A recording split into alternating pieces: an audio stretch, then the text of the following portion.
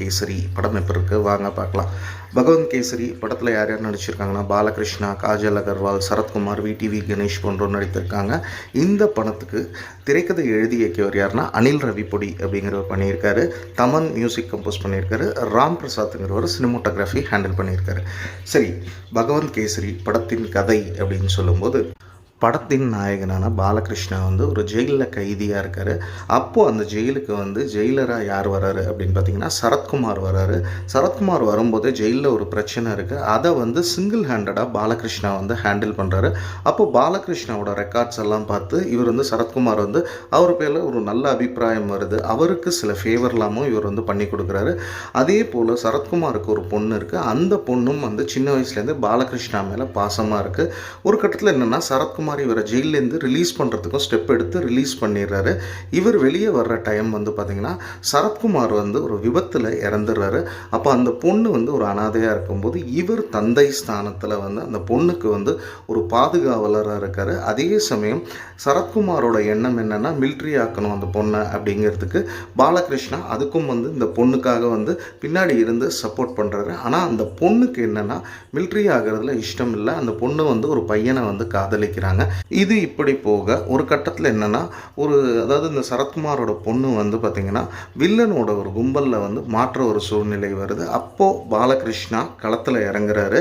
அதுக்கப்புறம் இந்த படங்கிறது எப்படி ட்ராவல் ஆகுதுன்னா, அந்த பொண்ணு பாலகிருஷ்ணா மிலிட்ரி ஆக்குனாரா, அதே சமயம் வில்லன்கள் குரூப்பால் இந்த பொண்ணுக்கு ஒரு பிரச்சனை இருக்குங்கும்போது இது எல்லாத்தையும் பாலகிருஷ்ணா சால்வ் பண்ணாரா இல்லையா, இது எல்லாத்துக்கும் ஒரு ஆன்சர் கொடுக்குற படமாக அமையிறது தான் பகவந்த் கேசரி.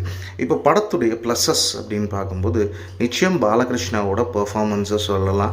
ஆக்ஷனுங்கும்போது மனுஷன் கேட்கவே வேணாம், எல்லா இடத்துலையும் பின்னி பெடல் எடுக்கிறாரு. எமோஷன்ஸும் நல்லா பண்ணியிருக்காரு. அதே மாதிரி அவருக்கு கொடுக்கப்பட்ட அந்த பஞ்ச் டைலாக்ஸும் நல்லா டெலிவரி பண்ணியிருக்காரு. அடுத்து இந்த படத்தில் நல்லா நடித்தவங்கன்னா பாலகிருஷ்ணாவுக்கு அந்த பொண்ணாக நடித்தவங்க சூப்பராகவே பண்ணியிருக்காங்க. மற்றபடி மற்ற கேரக்டர்ஸ் எல்லாமே அவங்களுக்கு கொடுக்கப்பட்ட கதாபாத்திரத்தை ஓரளவுக்கு சிறப்பாக தான் செஞ்சுருக்காங்க. அடுத்து இந்த படத்தில் நல்லா ஒர்க் ஆகிற ஒரு விஷயம் என்னென்னா சினிமோட்டோகிராஃபி. விஷுவலாக இந்த படத்தை நல்லா அப்பீலிங்காக தான் கொடுத்துருக்காரு ராம் பிரசாத். நிச்சயம் காட்டுற ஆங்கிள், கேமரா ஆங்கிள், அந்த மாஸ் மூமெண்ட்டுக்கான ஆங்கிள்ஸ் இது எல்லாமே சூப்பராக தான் காட்டியிருக்காருன்னு சொல்லலாம்.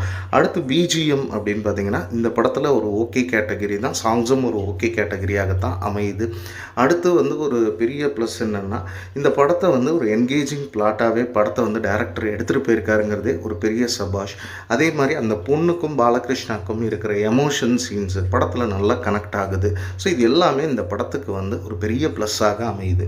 சரி, இந்த படத்தில் வேறு நல்லா செஞ்சுருந்தா இந்த படம்ங்கிறது இன்னும் பெரிதாக அமைந்திருக்கும்னா, ஃபஸ்ட்டே ஒரு டிஸ்க்ளைமர் மாதிரி பாலகிருஷ்ணா படம் அப்படின்ட்டாலே ஆக்ஷன் சீக்வன்ஸு, லாஜிக்கு இது எல்லாமே பார்க்காம நம்ம பார்த்தா தான் அதை படமாக பார்க்க முடியும்.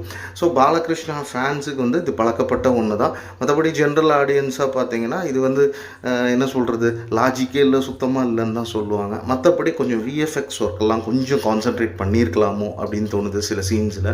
அதே மாதிரி வில்லன் கதாபாத்திரமும் சரி, காஜல் அகர்வாலும் படத்தில் ஒரு பெரிய ஸ்கோப் இல்லை. வில்லனும் ஒரு பெரிய தாக்கத்தை நிச்சயம் இந்த படத்தில் கொடுக்கல. அடுத்து கதைன்னு வர்றது ப்ரெடிக்டபிள் பிளாட்டாகத்தான் நகருது. கொஞ்சம் டியூரேஷனை கொஞ்சம் கிறிஸ் பண்ணியிருக்கலாமோ அப்படின்னு தோணுது. ஏன்னா படம் ஃபஸ்ட் ஹாஃபில் அந்த பிளாட்டு பிடிக்கிறதுக்கே கொஞ்சம் டைம் இழுத்தா மாதிரி ஒரு ஃபீல் கொடுக்குது. சரி, ஓவராலாக பகவந்த் கேசரி படம் எப்படி இருக்குது அப்படின்னு பார்த்தீங்கன்னா நிச்சயம் ஒரு நீட்டான ஒரு மசாலா என்டர்டெய்னராக தான் இந்த படம்ங்கிறது அமையுது. உங்களுக்கு ஆக்ஷன் வேணுமா ஆக்ஷன் இருக்குது, எமோஷன்ஸ் வேணுமா இருக்குது, சென்டிமெண்ட்ஸ் வேணுமா இருக்குது, பஞ்ச் டைலாக் வேணுமா, இது எல்லாம் கலந்த ஒரு படமாகத்தான் பகவந்த் கேசரி அப்படிங்கிறது அமையுது. அதாவது இப்போது பாலகிருஷ்ணா சார் ஃபேன்ஸுக்கு நிச்சயம் கவர் பண்ணும். ஒரு ஜென்ரலாக ஒரு படம் பார்க்கணும், ஒரு படத்தில் லாஜிக்கு எதுவும் வேணாம், எனக்கு நல்ல டைம் பாஸ் ஆகணும், எல்லாமே ஒரு படத்துக்குள்ளே இருக்கணும்னா நிச்சயம் அந்த மாதிரி ஆடியன்ஸை இந்த படம் திருப்தி பண்ணாமல் இருக்காது.